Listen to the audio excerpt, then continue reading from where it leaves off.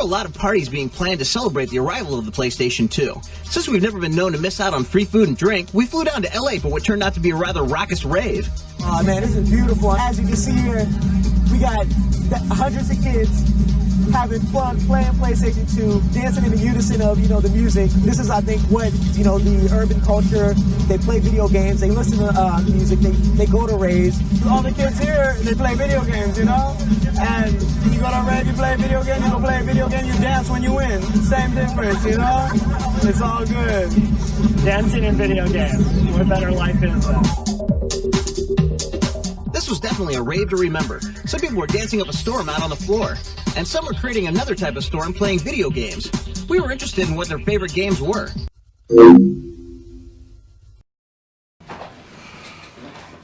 I'm fucking pissed. This is the biggest game collection that I have for a console, the PS2. I'm at like 145 games, and I realized that I was sitting right here showing off my games like this, way too close in front of the camera, and now I have to start all over again. Fuck me. Anyways, let's start from the beginning. First off, we have Area 51.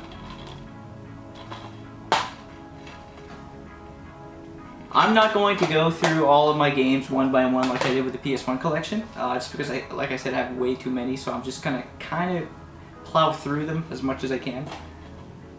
But I will talk about some of them, like this one here, ATV Afro Fury. This was a game that was given to me by my friend Alex, the same guy who gave me Beyblade. He actually gave me a lot of games on the PS2, I realized. ATV Afro Fury 3. This game is actually a lot of... This was the original copy we had as kids, me and my brother. We got it with the PS2 on a beautiful Christmas day, and we played the living hell out of this game. It's a lot of fun and has an amazing soundtrack. Next up we have Baroque. I don't know anything about this game other than it's an Atlas game and that it kind of looks scary. It is a game that's going up in price also. I really want to start playing this game though. Next up we have Beyond Good and Evil, a game that I regret to this day having stopped played, because it was an awesome game and I really need to get back into it. Next up we have Black, a game that will kick your ass time and time again, but it is actually a lot of fun. First person shooter game. And then we have the Legacy of Kain series, Blood Omen 2. I never played this game, but I was a big Legacy of Kain series fan simply because of Soul Reaver on the PS1, which I don't have a copy of. I need to get it. Next up we have Cold Fear, a game I bought back in 2014 for $3. It is now going for, I believe, in the 60s to 80s, something ridiculous like that. So you're essentially this guy and you're on a boat fighting monsters pretty much the entire time.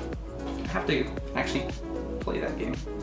Next up we have another game that was given to me, Conflict Zone Modern War Strategy.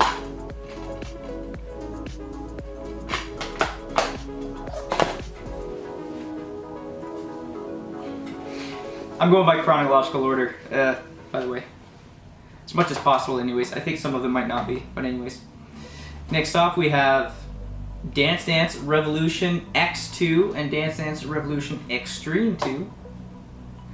The only reason why I bought this is because, well, I bought this one first because it came with the mat. And I figured, you know what, my fiance might like this. And then I found this one for $1, so why not? Next up we have Dark Cloud, a game that I have played. You get to like build your own village or whatever, and it's pretty cool. A lot of the dungeon crawling can kind of get tedious at times. I hear that they really made it better with Dark Cloud 2 though, which I haven't had a chance to play yet. Looking forward to it. Next up we have Dark Watch, Man, this game was awesome. I'm missing the manual, unfortunately, but doesn't matter.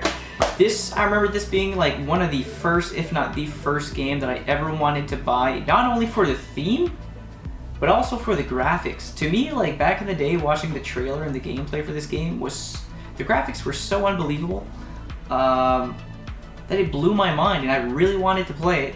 Again, not just for the theme, but for the graphics. And I don't remember another game before that one that I felt that way. Next up we have Demon Stone, a game that I had traded it in, regretted it, and then rebought it. It's an alright game. The story is pretty quick though. It's a pretty quick game to beat. Next up we have Destroy All Humans, a game I've always wanted to play as a kid, but never got around to it because I did not own a copy. Same with Destroy All Humans 2.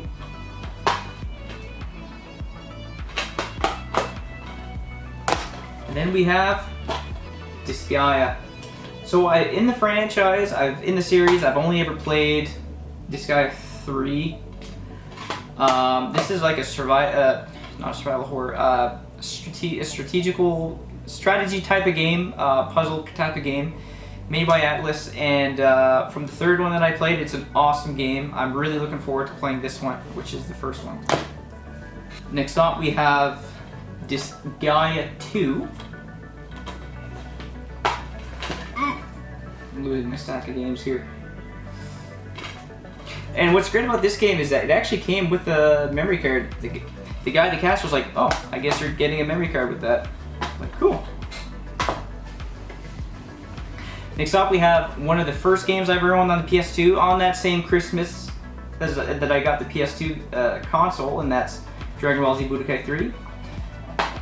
Not as expensive as Dragon Ball Z Budokai 3 Tenkaichi, which is going ridiculously in price right now. This game was a lot of fun. I really enjoyed this game as a kid. Next up we have,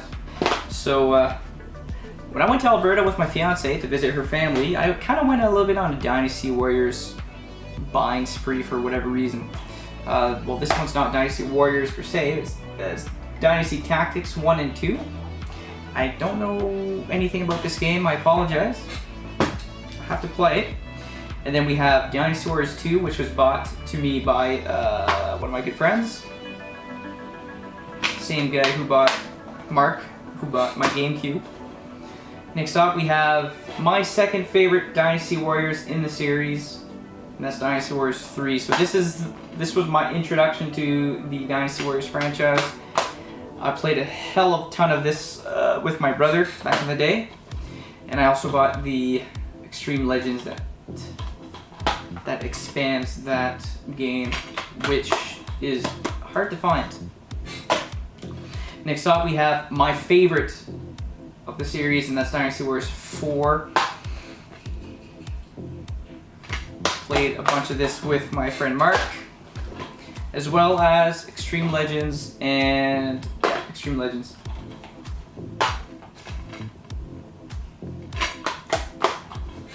This one a lot easier to find for whatever reason. Next up, we have Dynasty Warriors 5 Empires, Dynasty Warriors 5, and oh, there it is, Dynasty Warriors 4 Empires. I knew I had one. I stop it at 5. 6 is terrible. Man, just that chibi level. I was stuck in the water for the entire game while my buddy was just killing everyone. It just sucked. Next up, we have Evil Dead, Fistful of Boomstick. So, my last episode, I said that I played Evil Dead Hail to the King on the PS1, and I got stuck playing that game. Well, it actually wasn't that game, it was this game. This is the game that I got stuck playing, and I had to get back into playing it. And then we have Evil Dead Regeneration.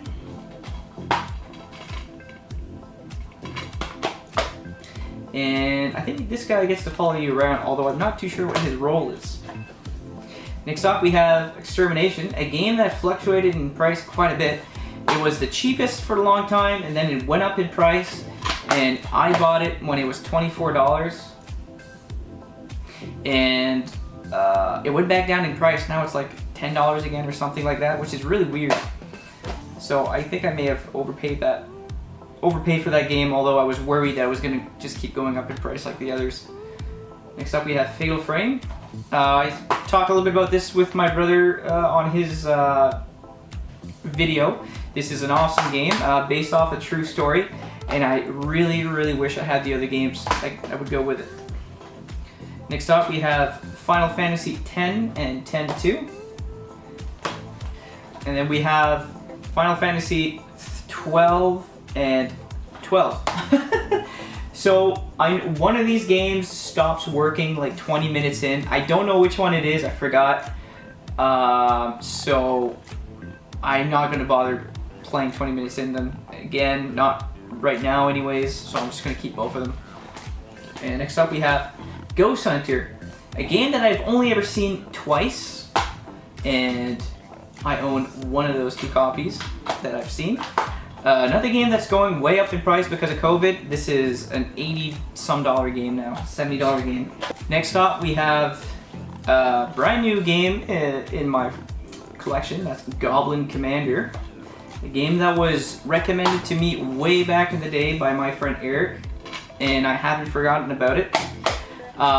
Get the PS2 version if you can, because the GameCube version is super expensive, but you can also get the Xbox version. God Hand. So this game, I was surprised that I got it for the price that I did, even back then at $39.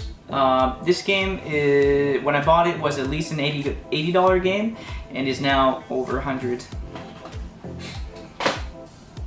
And it's a hilarious game, and everybody should play it if they can find a way to play it, because it is a fun game and a hilarious game to play. Next up we have Gran Turismo 3. No manual. This game was given to me by my same friend Alex. Thank you, Alex. Next up we have Grand Theft Auto, the trilogy. That would be 3, Vice City, and San Andreas. Again, I'm not a big fan of Grand Theft Auto 3, but Vice City and San Andreas were awesome games. Played a lot of multiplayer on San Andreas as well. And then we have Grand Theft Auto Liberty City Stories, which I bought not that long ago for a really good price. And then we have Grim Grimoire, a game that I haven't seen since I purchased it. I haven't gotten a chance to play it yet, but I believe it plays like Dragon Crowns on the PS3, but I'm not sure. And then my only working design game that I have, and that's Gun Griffin Blaze. It's always shiny. They always make it shiny, which is cool. And of course, it's like a mech game. Here it is, working design. They are usually very expensive games, but not that one for some reason. Alright, next up we have another game I'm happy that I bought when I did. Only copy I've ever seen in the wild, Half-Life. And I don't even care if it's missing the manual. Another game that's missing the manual, Harvest Moon, A Wonderful Life. I'm not really sure why I bought this game. I think it's because I wanted to get into the... I never played a single Harvest Moon game and I wanted to get into it, but I never bothered playing it after I bought it. I'm not sure why. A random purchase for me, a game that's actually been getting quite a bit more traction as of late, and that's Heavenly Guardian. I bought it because I was intrigued by the overhead, kind of like pixely style of game. It was an alright game. Alright, so now we have my cream of the crop game being Haunting Ground. So I bought this game for $20 thinking, man, I got a good deal years and years ago. But I didn't realize when I bought it that I bought the PAL version. And I can't play it because I don't own a PAL system. But not long after, I found the American copy. Hurrah! It was $50 at my local pawn shop.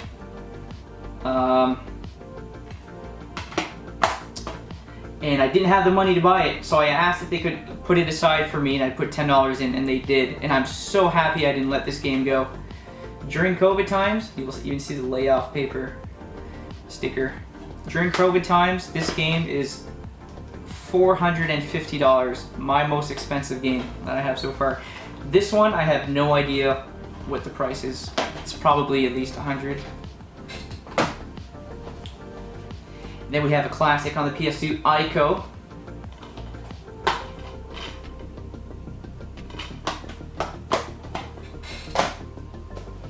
And then we have, of course, Jade Cocoon 2. Played a little bit of it, didn't get too far. I kind of got distracted with other games like usual. And then we got the Heavy Hitters series franchise in the PS2 system for me, and that's the Jak and Daxter series. Funnily enough, I did not start with this one. I started with Jak 2.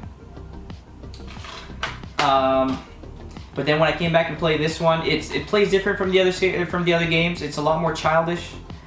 It's a lot more of a platformer, but it's still a whole lot of fun. I believe it won a Guinness World Record back in the day for having an extremely open world with no load screens. And then we have Jak 2, probably my most played Jak in the series. Loved it to death. Actually, it's probably pretty close with Jak 3. This one, they take a dark turn with the series. It was a big risk for Naughty Dog at the time, and it was a risk well paid off. And then we have Jak 3, which concentrates a little less on hover vehicles and more so on the ground vehicles, which was an also fun game. And that spawned Jak X, which I'm not going to show you just yet. I'm going to show you Jak and Daxter: The Lost Frontier. So this one is a black sheep in the Jak and Daxter series, mainly because it wasn't made by Naughty Dog. It was made by High Moon. And even as a kid, not caring about those kinds of things, I did care about this. And I refused buying it because it wasn't a Naughty Dog game and because they did weird things with Daxter that I didn't like. Eventually, I ended up buying it just because I wanted the whole Jak and Daxter games in my PS2 collection, and I haven't had a chance to play it yet. Next up, we have Jak X, like I mentioned. Pretty awesome game. I was never like that big of a fan of racing games, but this one here like really got me into the genre in general. It's a great game where you get to customize your vehicle, and you get to fight other vehicles, and I don't know. It's a fun game, and I see it now for like $3. And if you guys do see it for $3, pick it up. It's a really good game. Next up, we have another game that was given to me by Alex, and that's Jam Pack Summer 2003. This is a demo disc. And I had seen plenty of them at a pawn shop one day, like 3 or 4 of them for $1 each, and I had really considered buying it, and I decided not to. Decided to wait on it, and then now it's gone. Unfortunate. And now we have Jaws Unleashed, a game that I only ever rented as a kid, but this is, if you guys have heard of Maneater, this is essentially the Maneater's father, Jaws Unleashed. It plays the same way. You play as a shark, and you kill other animals and people and whatnot. An awesome game, although the controls have definitely not aged well. It's pretty tanky, pretty hard to use. Jet X2O. So this game, it was an accidental buy. Metal Jesus had mentioned something about like a Sea-Doo type of game in one of his Hidden Gem videos, and I thought it was this one, but it turns out that it wasn't. But I'm happy I bought it anyways because I played it, and it is a lot of fun. As far as Sea-Doo games go, I haven't played too many of them. Next, kind of like a must-have, Katamari Damacy. Pretty trippy game. Then we have more Koei titles. Kessen 1, 2, and 3. This game using the same characters from the Dynasty Warriors franchise. not much to say about that. They don't play like the Dynasty Warriors. They play their strategy games where you control an entire army and you get to decide where they go, what they do, and so on. It's pretty fun. I couldn't tell you which one is the better one though. Next up we have apparently the Halo Killer. Well, it was total dud. However, I still quite enjoyed this game. Playing it multiplayer too was a lot of fun.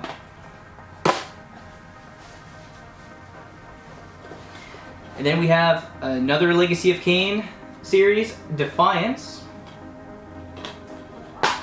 Also have yet to play this game. Looking forward to it though. And then we have Manhunt, a random ass Rockstar game. Wouldn't think Rockstar would make these kinds of games, but they did, and as brutal as they are, they're pretty enjoyable. Manhunt 2. And then we have the spiritual successor to the Ghost and Goblin games, Maximo, Ghosts to Glory. You also get to run around in your underwear in this game. And then this game that I was only able to find it when I was in Alberta, and that's Maximo, Army of Zin. I believe I probably overpaid for this game, but seeing as I couldn't find it anywhere else, I bought it. Mega Man 10th Anniversary, or Anniversary Collection I mean, comes with 10 games. I bought this at a bargain bin for $1. That's a good deal. And then we have Mega Man X Collection. I bought this one off of eBay because I couldn't find a physical game in person other than a GameCube version, which was pretty expensive at the time. Next up we have Medal of Honor Frontline. Never played, actually that's not true. I played a little bit the campaign mode, but I was playing these games mainly for multiplayer. Same with Rising Sun, although I'm more familiar with the GameCube version than I am with the PlayStation 2 version. And then we have European Assault, as well as Medal of Honor Vanguard. I believe this was the last game that was made for the PS2. I could be wrong. But if I'm right, that also means that it's one of the last games that they ever made in the franchise, which is super sad because I love the Medal of Honor games. And now we have Metal Gear Solid 2. So you get to play as Snake starting off, but then that quickly changes into Raiden, and you actually play Raiden for like 95% of the game, which is really weird because, I mean, Snake is on the cover, and that pissed off a lot of people. A lot of people actually like was turned off by the entire series altogether because of this game. But if you can get past Raiden and his annoying, I don't know, just his annoying habits of being annoying, it's actually a really fun game, and I was able to play it a couple of times. But yeah, no, just get past Raiden, and it's a fun game. Easier said than done because you play him. But next up is probably my favorite game in the series, Metal Gear Solid 3, an extremely deep story. A little bit like James Bond in the sense that with the music that they use and so on. A very fun game, and definitely one of the defining moments of my PS2 playing back when I was a kid. Another Metal Jesus game, Micro Machines V4. Looked pretty interesting. I found a copy, bought it, probably paid a little too much for it, but I've never seen it in the wild other than the copy that I own. Next up we have another Mortal Kombat game that's going up there in price, Deadly Alliance. And one that's not going up in price, I don't think so, is Mortal Kombat Deception. You can find this game pretty much anywhere. I could be wrong. Another Mortal Kombat game going up in price though is Shaolin Monks. Different from all the other Mortal Kombat games. And then we have a game that I know nothing about, Nano Breaker. Actually, no, that's not true. I did a little bit of research on it after I bought it. Apparently it plays similar to Metal Gear Revengeance. I'm not sure. I'll have to get into it. A little story behind these two. NHL 2003 and NHL 2004.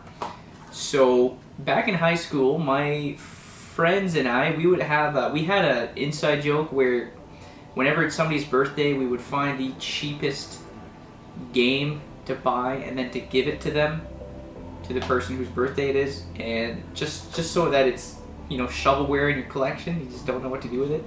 Thankfully enough, they were nice enough to buy me NHL games instead of something stupid like soccer or whatever. But like, look at the price. If it'll ever zoom in, 99 cents. You can't see it, but there's 99 cents there and $1.49 there.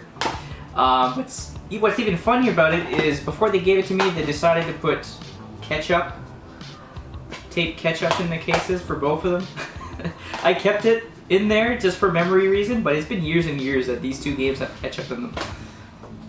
Anyways, another game that I got on that Christmas day with the PS2, NHL 2005. I played a bunch of this on the computer with my childhood friend, and I really wanted it, and my parents got it for me. Awesome. Okagi Shadow King. Another game that I really need to start playing, and not the expensive one, but obscure Aftermath. The first one is going for like $300, something ridiculous. This one not nearly as much, but it's all right. Me and my friend Steve got drunk and played this game. We played a little bit. We got stuck. The environment is super dark, so it's kind of hard to see, but I'll have to get back into it because it's one of the few survival horror games, other than the first one, that you get to play multiplayer, which is cool. Drink every time I say next stop, because next stop we have Okami. Another game that should be in everybody's PS2 collection. It's a very stylish and awesome game. What was that? Onimusha, the first one. So this game, from my understanding, is the only one in the franchise that plays like a survival horror. And I'm going to have to start playing that with my brother because he also owns a copy. We have Onimusha 2. Both Onimusha 1 and 2 are pretty easy to find. This one is a little bit harder to find these days, and that's Onimusha 3 Demon Siege. Has the French actor that you will find in movies such as the terrible Godzilla from back in 1999 or something. And this one is the more expensive out of the franchise, and that is Onimusha Dawn of Dreams. And it comes with a second disc. Next up, drink up, we have Primal.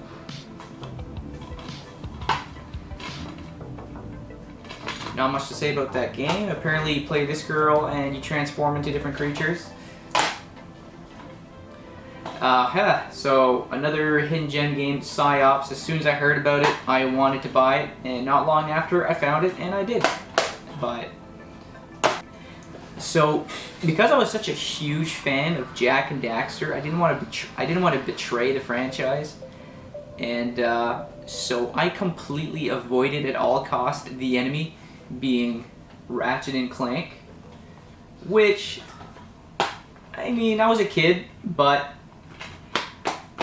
that was such a dumb decision, because this franchise is amazing.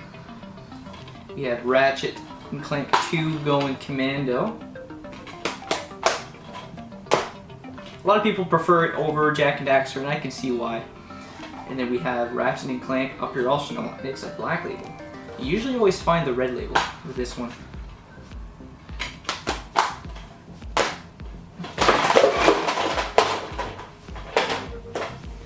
Fuck. I'm having issues. Too many games. Hey ho. So that'll do it for part 1 of my PS2 collection. Part 2 will be coming shortly. I hope you enjoyed, and until next time.